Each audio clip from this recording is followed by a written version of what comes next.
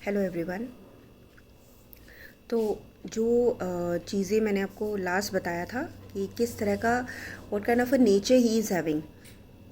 So next हुआ था उसका।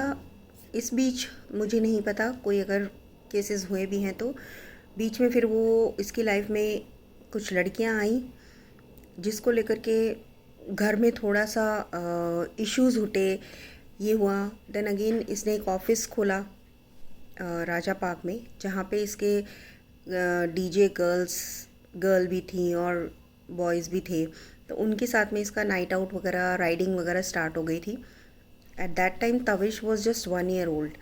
उसके बाद में चीज़ें हम दोनों के बीच में थोड़ी कॉम्प्लिकेटेड होने लग गई, क्योंकि लड़ाई झगड़े इस बात को लेके कि तुम जल्दी घर क्यों नहीं आते हो and all this. I used to make a call कि कब तक आओगे, जिस चीज़ पे ये इंसान भड़क जाता था कि काम नहीं करूँ मैं क्या घर पे ही आके बैठा रहूँ। तो जबकि मेरा कॉल एक रैंडम कॉल होता था कि हाँ खाना खाना है, खाना बना के रखना है, तो उस अकॉर्डिंग मैं कॉल करती थी। बट इस बंदे को वो कॉल भी इरिटेट करती थी, क्योंकि ये कहीं पे भी किसी के साथ भी बैठा होता था।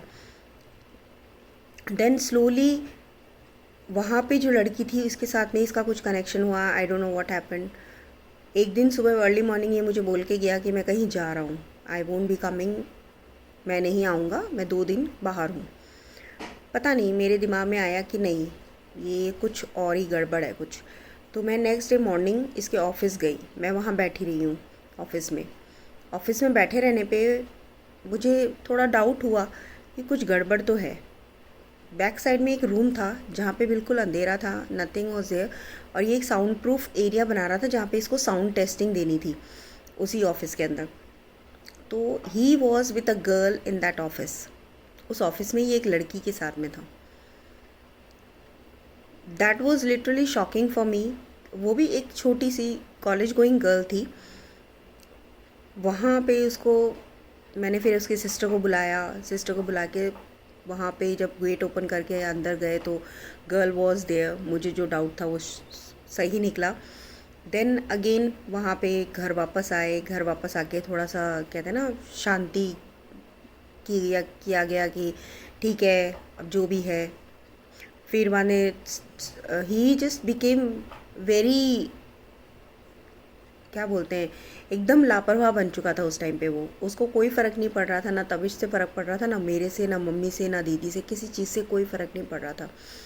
फिर वापस से ये उसी तरह 2 दिन तक शायद घर में थोड़ी शांति थी। उसके बाद में वापस से इस इंसान ने अपना बाइकिंग वगैरह वापस स्टार्ट करते हुए राजा बाग में जो ऑफिस था उसी के अंदर वही डीजे गर्ल्स वही सब चीज़ें। फिर ये सांगानेर एयरपोर्ट में ये लोग कुछ खाना वाना खाने गए थे। ये अगेन डीजे जो गर्ल्स थी और again the same girl, that girl was also there with him. और लड़के थे 2-3। तो ये सब लोग वहाँ पे खाना खा रहे थे सांगानेर एयरपोर्ट के वहाँ पे। तो वहाँ पे लड़कियों ने कुछ टिश्यू विश्यू डाल दिया लड़कों के ऊपर। तो बैक साइड में जो लड़के बैठे थे उन्हें कुछ प्रॉब्लम हुआ, तो उन लोगों ने आके कुछ बोल दिया कि क्या मजाक चल रहा है, या लड़कियों को छेड़ दिया वॉट एवर। तो वो एक दोनों की तरफ से था जो भी था। उस चीज़ पे करमजीत को इतना गुस्सा आया कि वो लोग जब वहाँ से निकल गए, करमजीत वहाँ से उठा है, उन सबको गाड़ी में बिठाया है। ही वेंट, उन दोनों लड़कों को बाइक्स पे मारा है, बैक साइड से हिट किया है उन लोगों को। And then he came back again, वापस से यू टर्न मार के आया और वापस से उन दोनों को हिट किया है। सो देवर इन अ वेरी क्रिटिकल कंडीशन। उनको, वो लोग शायद आईसीयू में एडमिट थे जब उसके ऊपर ये केस हुआ। उसी रात उसके ऊपर वो केस दर्ज कराया गया और उसी रात नेक्स्ट मॉर्निंग 5 o'clock पुलिस मेरे घर पे थी, क्योंकि शायद उसको पता लग चुका था कि पुलिस आएगी। तो वो वहाँ से भाग चुके थे वो सारे के सारे। और एट लास्ट जो हिट एंड रन का जो केस हुआ था वो करमजीत के ऊपर हुआ था।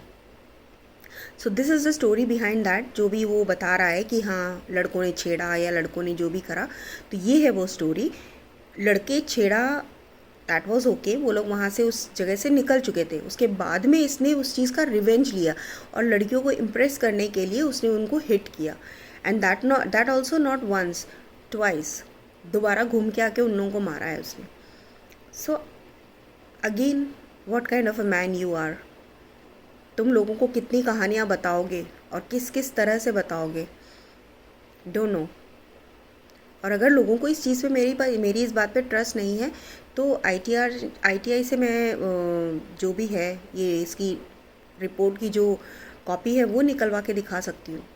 Just give me 10 to 15 days, या जितना भी टाइम वहाँ से निकलवाने में लगता है, you just give me that day and I will definitely show you the copy. और इसके ऊपर किस चीज़ का केस हुआ था और क्या हुआ था और उसका मैटर कैसे इसने सॉर्ट आउट करा है।